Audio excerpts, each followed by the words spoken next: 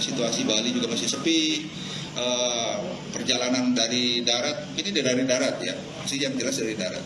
Kalau dari udara ataupun apa mungkin akan sulit lewat dari darat, nyebrang ataupun dari laut seperti itu dengan kondisi saat pandemi itu sepi, maka akan masuk ke sini. Tapi atas kesigapan dan informasi yang kita dapat, kita bisa mengungkap ini. Itu kira-kira. Lagi? Jenderal berkenan bersama-sama mengangkat barang bukti untuk diambil dokumentasi oleh wartawan. Ya.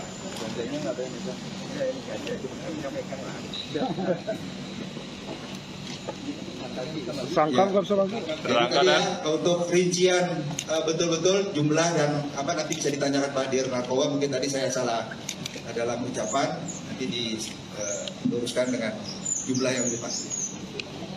Ini.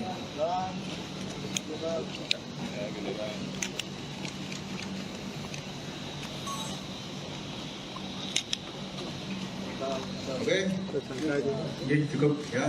Mudah-mudahan ke depan Bali tidak menjadi sasaran kembali, karena dengan melihat kesigapan daripada anggota kita, memang tidak menduga kita bisa mengungkap sekian besar, karena selama ini juga pengungkapan kita adalah yang tadi sudah paket-paket kecil begitu seperti itu. Tapi dengan informasi yang ada ternyata betul, dan kita bisa berkat dukungan dari masyarakat, informasi yang kita dapat, kemudian kegigihan dari anggota kita, kita bisa mengamankan itu. Sekali lagi, terima kasih kepada masyarakat yang peduli telah menyampaikan informasi kepada kami, dan kami harapkan juga masyarakat punya ketahanan dalam rangka mencegah menjadi korban narkotika demi anak bangsa kita selanjutnya dan Indonesia yang semakin maju. Ya, terima kasih. Saya akhiri dengan para sandi. Om Sandi Sandi Sandi Om. Assalamualaikum warahmatullahi wabarakatuh.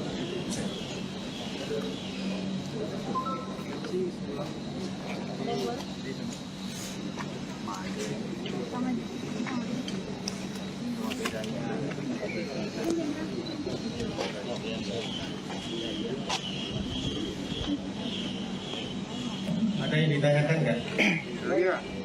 Barangkali aku bisa menambah. Ini yang jelaskan sama Pak Dir. Jadi ini saya tambahin sedikit. Pada saat ini kronologis ya, kronologis yang pertama di TKP pertama. Ini pada saat kita melakukan penangkapan dengan barang bukti ini. Ini pada saat TKP pertama. Kemudian saya kembangkan dan TKP kedua. TKP kedua ini TKP kedua. Ya, ini TKP kedua. Setelah kita melakukan interogasi kepada yang bersangkutan, berkembanglah kita mengarah ke satu kamar. Di dalam kamar pertama itu kita temukan ini, yaitu kulkas. Di dalam kulkas ini isinya adalah ganja. Ya, isinya ganja. Kemudian saya kembangkan, kemudian kita geledah lagi ke kamar sebelah, ternyata ditemukan ini, ditemukan di dalam tong kayu, ya, tong sampah ini, kayu ini, inilah isinya. Terus sama ya untuk sementara ini, kemudian di sampingnya ditemukan ini silver ini adalah tempat meracik yang digunakan untuk meracik bahan-bahan MDMA atau ekstasi, dicampur kemudian dimasukkan ke dalam kapsul. Ya, terus kemudian di sampingnya juga ditemukan barang jenis psikotropika. Ini barangnya. Ini adalah ini, ya. Ini semua jenis psikotropika golongan 3 dan golongan 4. Jumlah keseluruhannya adalah dari satu tablet ini ada 10 keping, isinya adalah 5 keping isinya 10 butir. Jadi kalau ditotal semua ini ada 500, ini 500, ini 500. Jadi 1.500. Itu. Terus kemudian yang ini adalah bahan kapsul masih kosong nih. Inilah yang dipakai untuk mengisi mDNA yang sudah diracik tadi, dimasukkan ke dalam kapsul ini, barulah jadi ini. Kemudian ini ekstasi nih. Nah, dalam kegiatan yang dilakukan oleh tersangka itu sudah dimasukkan dalam satu plastik. Itu satu plastik itu diisi 2. 1/2 ini informasi dari yang bersangkutan dijual dengan harga 600.000. Nah, tadi ada pertanyaan bahwa diedarkan, apakah diedarkan di yang bersangkutan? Tidak, bukan hanya di situ, karena di Seminyak atau di kota itu kan banyak bar. Jadi beredarnya lah di situ, beredar di tempat-tempat hiburan itu. Itu singkatnya. Ada yang bertanya? Dan Ya. ini kan mereka bertiga, apakah ketiganya ini langsung yang produksi? Enggak, yang produksi 2. Inisial KS sama inisial KW. Untuk target selanjutnya masih ada nggak? Oh jelas, kalau setiap ada masalah, ada kasus narkoba, sekecil apapun akan selalu kita kembangkan. Karena jaringan narkoba itu ibaratnya seperti jaringan rumah laba-laba, ya kan? Tanya. Gitu. Terus, Bang, izin Bang, ya, barang kan dari luar masuk ke Bali. ya. Kira-kira ada backingan nggak, Bang? Ada orang yang tidak tahu Bang. Yang jelas gini, jadi rute narkoba, jaringan narkoba itu sebenarnya dari luar masuk ke Indonesia itu ada 2 daerah, 2 wilayah Sumatera dan wilayah Kalimantan, ya kan? Karena nggak akan mungkin kalau dia lewat udara, udah pasti nggak akan bisa, ya kan? Kecuali dia punya pesawat sendiri. Jadi dia melalui Sumatera dan Kalimantan. Nah, informasi ini adalah sebenarnya barang ini bukan masuk ke sini sebenarnya, dia mau ke tempat lain, bukan di Bali. Jadi ya sebenarnya ini hanya dari hasil pengembangan ini sebenarnya hanya disimpan sementara, dititip sementara. Ada yang bertanya lagi? Ya. Ini diamankan di villa. Pertanyaannya kok keras sekali kaget. Itu ngaku nggak hamil. Kalau hamil itu guguran. Ya, Diamankan di villa ya, Komandan? Diamankan di villa. Ya, di villa itu. Apa nama villanya dan apakah sudah dilakukan polis lain? Oh sudah. Kalau itu sudah nggak perlu ditanyakan, kita sudah melanggar. Ya. Dan tujuannya kemana kan tadi di Bali hanya dititipkan gitu. Yang jelas di luar dari Bali. Kenapa harus Bali dan? Ya nggak tahu mau dititipkannya di Bali. Ya, ada lagi? Cukup. Kalau cukup, oke. Terima kasih banyak ya semuanya atas kehadirannya. Informasi ini berkembang dan mendapatkan dan bisa mengantisipasi agar narkoba tidak beredar di Bali. Terima kasih.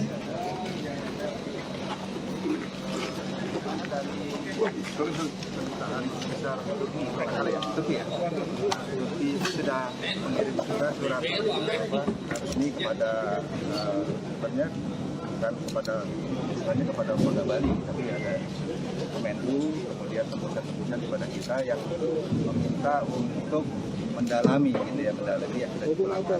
Ada langkah-langkah yang harus kita kerjakan dan itu sudah saya instruksikan kepada Dirkrimum dan juga Polres Buleleng yang paling banyak lokasi tempatnya untuk menindaklanjuti. Dan waktu itu juga kita sudah video conference dengan Bapak Duta Besar dari Turki, yaitu menyampaikan hal-hal langkah-langkah apa yang harus kita tindak-lanjuti. Kedepannya biar tidak ada seperti itu lagi apa ya? Yang jelas pengawasan kan sekarang kan mulai hidup kembali kegiatan-kegiatan PMI ini ya, pekerja migran itu ke luar negeri. Yang jelas apabila memang berangkat kita edukasi juga secara preemptif barangkali dari kejadian bimas itu nggak, itu perusahaan yang memang ngirim. kemudian juga jelas nggak apa tempat tujuannya dan lain-lain. Ini dulu sudah preemptif. Secara preventif juga kita tentunya melihat lokasi mana tempat ini benar nggak gitu ya, menjadikan tempat untuk menyalurkan tenaga kerja seperti ini. Berikutnya ya penegakan hukum dan kasus ini. Salah satu diduga pelaku itu ada di negara Turki, apa juga nanti kalau terbukti akan dilakukan pemanggilan gitu? Yang jelas demikian, ya namanya pengungkapan satu kasus di mana posisi yang terlibat hari kan, baik secara langsung kita maupun kita melibatkan dari Polri maupun jaringan Interpol. Untuk kapan Ramadan itu Ada satu bulan Satgas Pangan itu pernah menjadi korban bertemu nggak?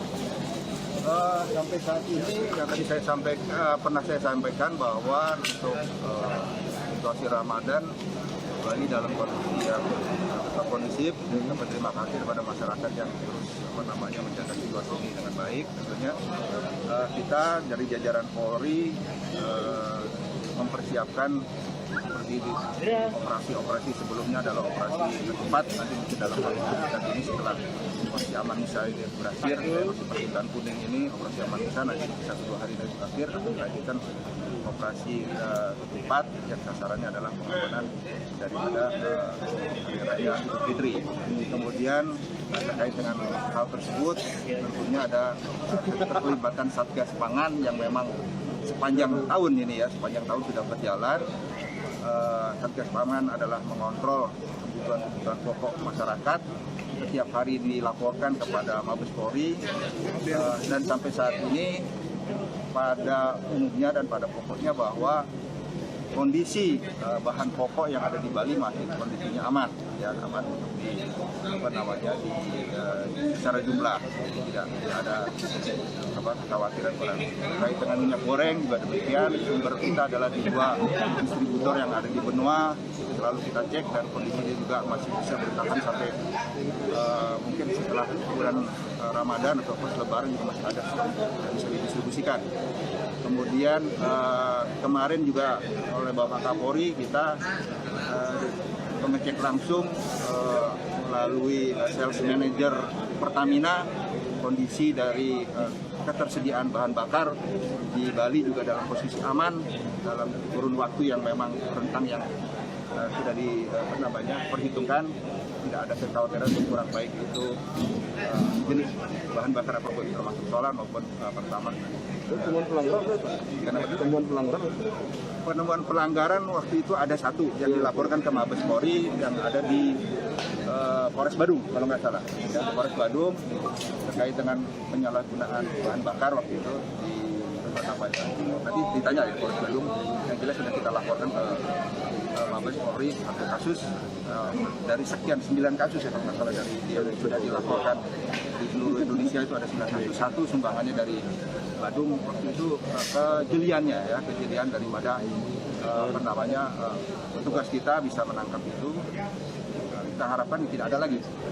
Kalau misalnya tadi kemarin kita tanyakan kepada sales manager pemasaran dari Pertamina, apabila misalnya kita itu ada sekitar kalau nggak salah ada 300-an SPBU kalau nggak salah itu ya, saya agak lupa. 280-an ya, sekitar itu jumlahnya. Kondisinya cukup ya. Kalaupun misalnya ada 1 SPBU yang kosong bukan berarti langka, itu karena droppingnya aja mungkin dari tempat tertentu. Karena masih ada 200 sekian lagi yang bukan berarti ada kosong. Habis itu bukan. Itu mungkin aja kan itu biasa ya. Kita ada 1 mungkin 1-2 jam belum datang terus kemudian ada orang mau beli antrian. Tapi kemarin kita udah sepakati pada Pertamina untuk tidak terjadi lagi. Mudah-mudahan distribusikan. Ya. Penyidik yang menerima ganja sebenarnya itu bagaimana ganja? Uang perkara 3 oknum penyidik di Krimum sudah yang diperiksa Propam. Yang jelas gini ya, apapun kita berlaku profesional. Apabila memang didapatkan anggota yang seperti itu diperiksa, tadi buktinya diperiksa sama Propam. Ya. Kalau misalnya memang memang dia terbukti, dia ditindak sesuai dengan ketentuan yang berlaku. Yang dalam arti pasal apa yang dapat dikenakan kepada anggota yang melakukan perbuatan yang terpuji itu, ya.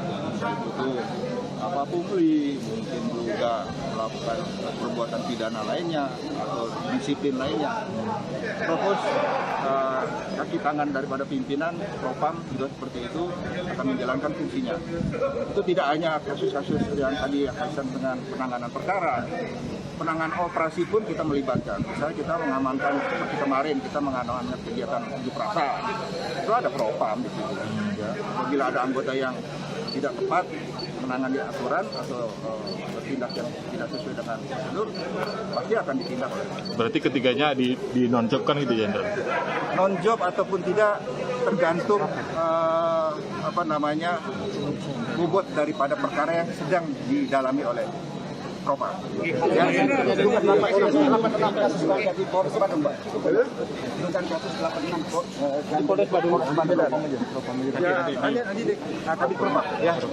Kira-kira kasusnya seberat apa? Karena belum hasil pemeriksaan kan belum lengkap. Kalau lengkap nanti laporan ke saya. Kata Propam nanti misalnya ini harus sidang, panjang, itu masih panjang. Ya, dalam arti dikenakan pasal sekian, di sidang, putusan sidang apa, nanti kan seperti itu. Izin jelas prosedurnya kan belum ada sidang ke pengadilan, tapi polisi sudah lakukan rehab sendiri, terus rehab kepada tersangka. Itu kan makanya saya bilang bobot perkaranya itu nanti Propam yang menilai. Ya. Artinya ini prosedur benar apa salah juga? Prosedur belum sidang tapi langsung rehab. Di Propam pun ada bagian-bagian yang mengawasi pemeriksaan oleh Propos, ada lagi secara internal, ada lagi dari Itwasda. Itwasda kami juga turun memeriksa juga rekan-rekan dari Propam seperti itu. Tapi kita berlapis, ya. dugaan itu memang sudah dilaporkan ke apa itu? Yang jelas sudah pemeriksaan. Ya, kita pokoknya tidak anggota yang. Terima kasih Jenderal. Terima kasih, Komandan.